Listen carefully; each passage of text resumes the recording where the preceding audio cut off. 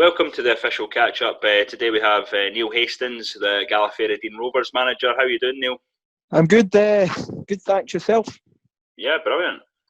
Obviously, everyone's on lockdown at the moment. How are you sort of keeping? Yeah. First of all, obviously a very difficult situation for everyone. So first of all, hope everyone's doing as well as they possibly can in the current situation. Kind of a standstill at the moment, but just trying to follow the government guidance and stay kind of housebound apart from your one form of exercise a day, as they say. So yeah, just trying to follow the guidelines, as I say. How are the lads keeping? Have you given them sort of instructions how to keep themselves fit and anything like that? I spoke to them a few times. Obviously the last couple of weeks has been very difficult for everyone. But in terms of when the news broke about the kind of first delay of the season, if you like, we had a chat as a club, myself and my assistant manager Eddie Mangan, and we're going to give them 2 weeks off just until we kind of find out the lay of the land. Since then, obviously, there's been a kind of government lockdown, if you like. So spoke to them a couple of times, but without a date in terms of when the season is going to start again, if it starts again. I'm just kind of trusting the players, to be honest. We've got a fit enough group and a trustworthy enough group of boys that they'll be ticking over.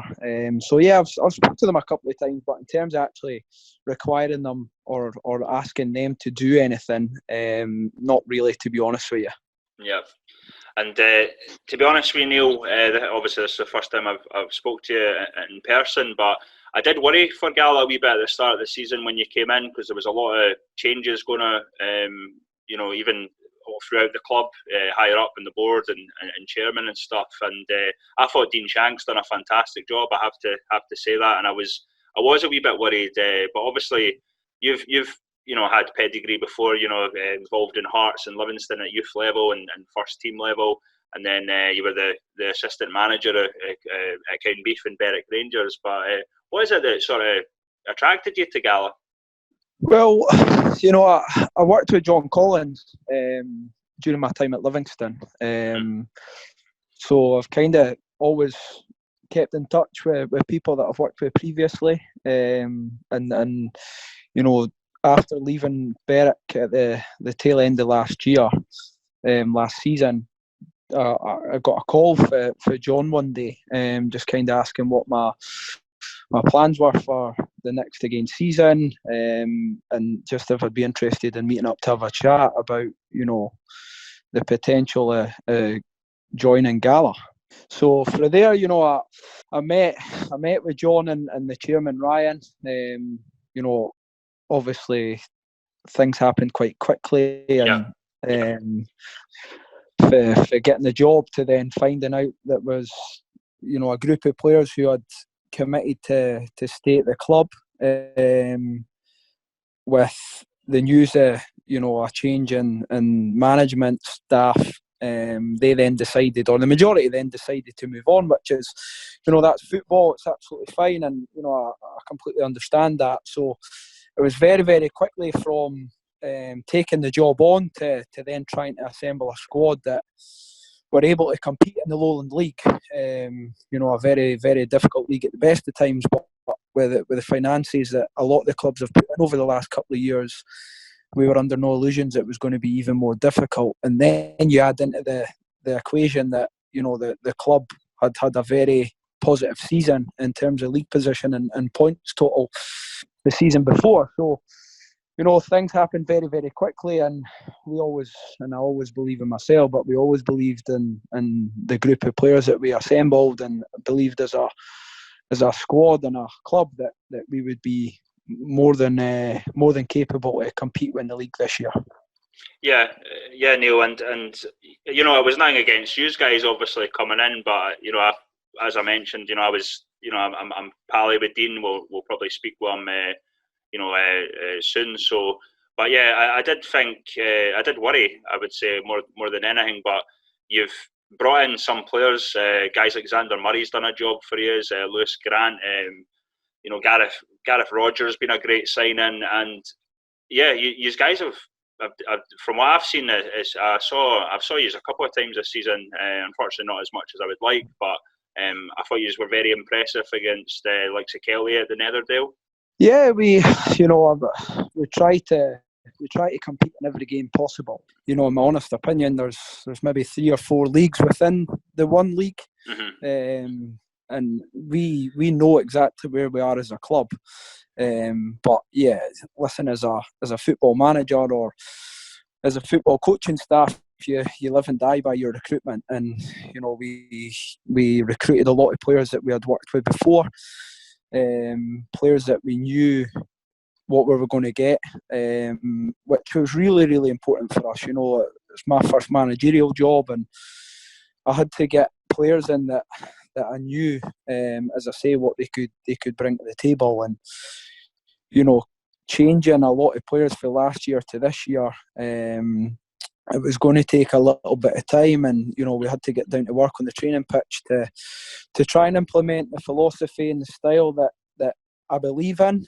And obviously the club are quite clear in terms of how they want their team to play on the pitch. So we had to get down to the training pitch and try and get that idea for our heads into the players onto the pitch. And to be fair to them, they've done absolutely brilliant. The players that you've mentioned, but I could go through absolutely every single one of them. A lot of them didn't have Lowland League experience.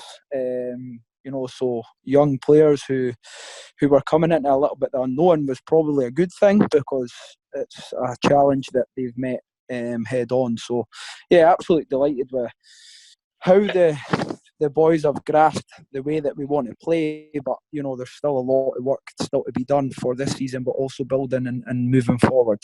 Yeah, and one guy I have been impressed with that was there last season is Ben Herdman. He was out on loan for a wee bit last season to Coldstream, but he looks like a different player from what I've seen of him last season. Yeah, Ben's had a great season so far. Whether I should say so far or a great season, I'm not entirely sure, but I didn't really see a lot of Ben previous or prior to coming to the club, if I'm being honest. The club were quite keen to keep Ben, and with him being on loan to Coldstream last year, I spoke to a few contacts that I knew or that I still know that are down at Coldstream, and they sang Ben's praises. So I was delighted to keep Ben, and as you say, he's had a fantastic year, fantastic season. And I think he's at an age now where when you play every Saturday, you kind of get in a rhythm, and you start to get used to playing at that level, and I would definitely say that's the case with Ben. Yep, and I do actually feel sorry for Niall Kelly, because he's missed out. I don't know if you've noticed, Neil, but we tend to do the top 11, which is basically the top 11 players or whatever each month from the top. And there's been times where Niall's been brilliant, but Gala maybe went down to 12 and Berwick have came up, and then the last time he probably would have made the team, but I think I can't remember. There was, he's been waiting on that sort of team of the month for like the whole season basically. But he's doing fantastically well. I've reached out obviously to try and speak to a few of the boys as well. But how hard is it to get players, to attract players to the likes of Gala Shields? I think it's something we always talk about for the likes of yourselves, Gretna, Vela Leven, for example.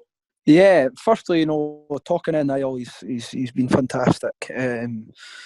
Niall's one of the players that Eddie and myself had worked with previously at Livingston. I remember him as a 13, 14-year-old young boy who wouldn't say an awful lot, and he's changed a little bit now. But as I say, I could go through the whole group. But in terms of recruiting players to the club, very, very difficult, and that's where what I was mentioning earlier, that I feel that there is 3 or 4 kind of leagues, if you like, within the one league. We don't have the the financial power to be able to compete with other teams in the league, and we're never going to have unless somebody turns up or comes along and is willing to put a little bit of money into the club. So we need to try and generate funds, the budget from sponsorship, from all of these different avenues that can hopefully then give us a budget that we can get a team on the pitch that is capable of competing within the league. So in terms of recruiting players, this year if I look at the group, a lot of them, as I said, we had mentioned, we had worked with before. So they knew what they were going to get, and we knew what we were going to get. We also, stressed to them that it was an opportunity for them. A lot of these players had not played at that level before, so I was believing that we could give them, and I still believe that we can give them a platform that we can then go in and move on, whether that's to a team further up the league or a team that, is willing to pay them more money than us, or a team that is potentially within, the leagues higher up. So we can't compete financially, and then you look at the location, where we are as a club, and you put the two things together, it makes it even more difficult. So, I had to kind of stress to the group that we've managed to bring in this year, and also players that, we want to bring in for next season and further down the line, that we're trying to create an environment that players enjoy being in. The players at all part-time levels put in so much to a week, not just a Tuesday and a Thursday and a Saturday travelling and spending time away for their family or their kids or whoever. Monday and every other day of the week, they sacrifice a lot. So we had to, really stress to them that we're going to create an environment that they would enjoy, try and make training as enjoyable as possible, but also get our ideas across. And then, if we can have a good season in terms of Saturday and points total, then hopefully they'll enjoy it and we'll get the best out of them that way. Yeah, and I keep asking this, but obviously, it's the talking point at the moment. What do you think is going to happen with the leagues? What are your personal opinions on what should happen if football can continue? It's a hot topic. If I'm being honest with you, I don't know what they're going to do. Obviously, as I kind of said right at the start of the call, it's a horrible situation that no one would, ever wish to be in terms of what's going on in the world at the moment. So, football is second to that in my personal opinion. The health of everyone becomes first and foremost. Yep. What they do if it starts back up, I'm not sure. I think there's so many different opinions going about just now. Do they void the season? Do they start back up and potentially play 2 or 3 games a week to finish the season and delay the start of next? Do they reconstruct the leagues?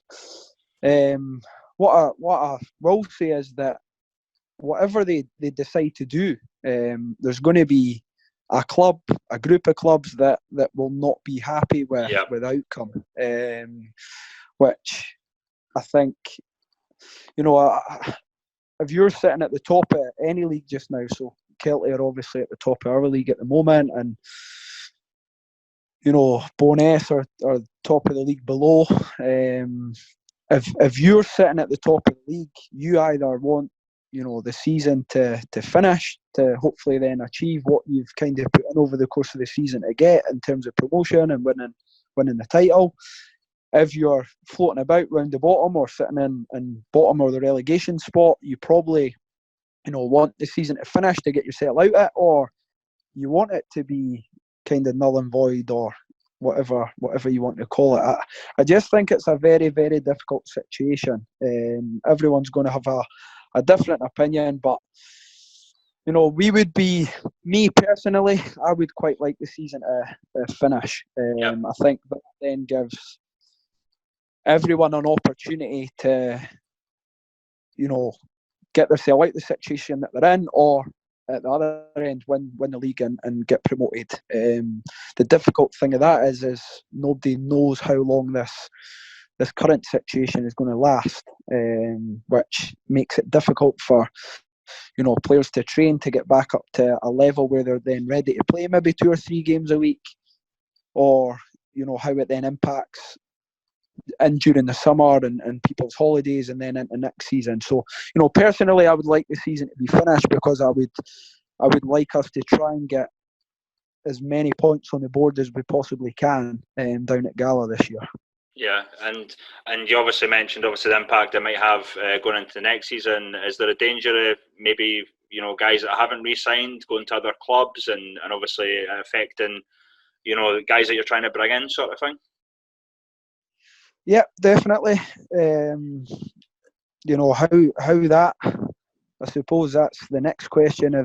If the season finishes, what happens with the contracts of the players? Obviously they're signed up to a certain date, but I think you could only finish the season if you kind of put in a rule that the players that you've currently got signed finish the season with that club. Yeah. If you were allowing players to move on to another club, then it's near enough impossible to finish the season, because you would have clubs that wouldn't have enough players to fulfil their fixtures. Yeah, absolutely. And in terms of Gala, obviously everyone's, all the clubs are struggling at the moment financially. They're not getting, people to, come in and see them because no one can. Are Gala doing anything to help sort of raise awareness? Are they getting fans to support them? I don't know, to be honest, if they've. I've seen a lot of clubs kind of open up a Just Giving page or a donation page. We as a club work within our means, and I think getting into the situation that we're in now is a good reason for that. That we don't have huge kind of wage bills to be paying out or anything like that. I think it's just a very uncertain time for a lot of people, and football clubs are the exact same within that we generate a huge part of our budget through people coming to the games and bar money and all that type of stuff. So when that comes to an absolute standstill, and as you mentioned, there's no funds coming into the club, it's very, very difficult to still try and function as you did previously. So, I think we've got to just take each week or month at a time at the moment and see where we are in a couple of weeks' time, and hopefully we're a little bit further forward than we currently are. Just delighted to kind of come on and have a little chat and give you a wee insight into the club. I must just say that it is a fantastic club. A lot of great people that are down there. For the chairman to Margot and Jodie who help with the food for the boys and the away team on a Saturday. These clubs at our level don't function without people that are behind the scenes putting in the work, that don't get paid for it. They turn up after maybe doing a full-time job or fit their kids around it. There's so many good people down at Gala. I can't speak about the club highly enough. And these are the people that keep the club running. So absolutely delighted that we got the opportunity to come into such a fantastic club. Under no illusions of how difficult the league is, and just want to hope that everyone's safe and well and looks after themselves over the next couple of weeks. Yeah, and I've got to say, I'm so glad I was proven wrong. To be honest with you, Neil, as I said to you, and I'm always pride myself on trying to be as honest as possible, even if I sort of go against the grain with some people. But I'm so glad I was proven wrong by Gala. Gala are always a team that always a team that I've admired. To the Netherdale, to the club rather, and people like Debbie Ritchie as well. She's always been fantastic with the catch-up, and all the best, mate. I appreciate you coming on, and hopefully we'll see football soon. I'm a wee bit I don't believe that. Like, obviously, I think it's going to be a wee while, but I do appreciate all these chats that I'm having with guys like yourself, because I know other people are appreciating it as well. So. No, of course. Listen, just before I kind of shut up and let you go, that's the wonderful thing about football. That everyone's got opinions, and people over the summer look at movements of players and management and coaches, and that's why we love the game, because everybody sees something slightly different. I'll just always have a kind of inner belief, and as a group, we've got an inner belief that we can continue to punch above our weight, and that's all we can try and do. Everyone's in the same boat, that no matter who you are or where you are, somebody'll agree and somebody'll disagree. So, I'm quite thick-skinned. I've been in football long enough that we need to try and just do the best that you can possibly do. And if you go and you prove a few people wrong, then brilliant. But we just try and take care of ourselves, and I don't hold any grudges against anyone, and people that question decisions and all that type of stuff. Yeah. It's football. It's the power of the beast, as they say. So, we'll just continue to keep working hard, and try and get back to football, as you say, at some point, whenever that may be. Yeah, brilliant, Neil. And as I said, thanks for coming on, and hopefully we'll talk again soon. If not next season, or maybe the rest of the season if I'm down at Gala or whatever. But yeah, all the best, mate, and stay safe. Brilliant. You too. Thanks.